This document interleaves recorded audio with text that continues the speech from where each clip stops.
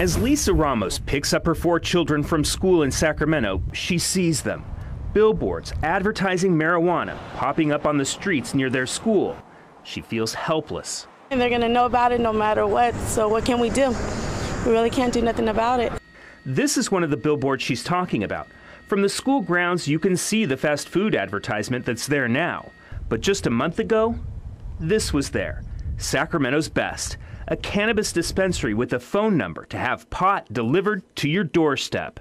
I don't think they should, but they're going to see it anywhere. Prop 64 specifically prohibits billboards from being within 1,000 feet of a school, daycare, or playground.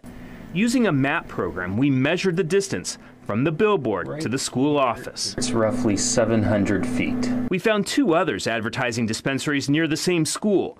While you can't see the ads from the school grounds, both are less than 1,000 feet away. These billboards are dangerous in any and every neighborhood. Bishop Ron Allen fought legalization of marijuana. He says the billboards should come down. We do know that if you put a billboard up of a beverage, that beverage is going to make them thirsty.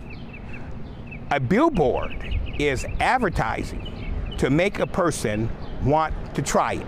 He equates these ads near schools to illegal drug dealers on the streets. Well, the most amazing thing about drug dealers and drug addicts, they have a way of usurping the law and finding the loophole to sell their dope.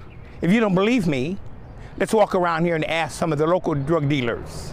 How do they get away with it so long? The owner of Valley Health Options, which has ads near the school, told us he didn't think the billboard restrictions were in effect yet.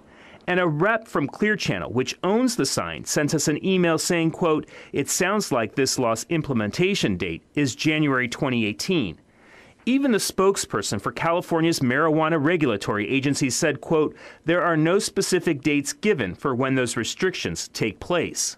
And there's another wrinkle to all of this. All of these signs are for medicinal dispensaries, and right now it's legal to advertise those because Prop 64 refers only to licensees for recreational dispensaries. Since recreational dispensaries technically won't exist until 2018, some are saying the advertising restrictions won't take effect until then too, even though other parts of the law, such as smoking and growing pot, are already in effect.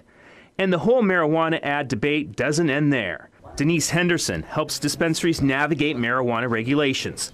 She says ad rules for pot shouldn't be any more restrictive than ads for alcohol. They want to be the Robert Mondavi of this industry, and so they want to have a type or a name or, that people know.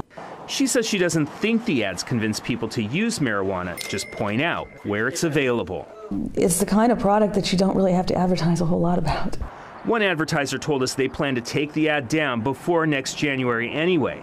Enter Assemblyman Rob Bonta, who wants to settle this once and for all. As we roll out a regulated medical marijuana regime and marketplace in California, and also adult use, we're going to make sure we protect children and families in the process. Bonta is proposing to overhaul and consolidate all of California's marijuana regulations, including where pot can be advertised. In Sacramento, Kevin Oliver, KCRA 3 News.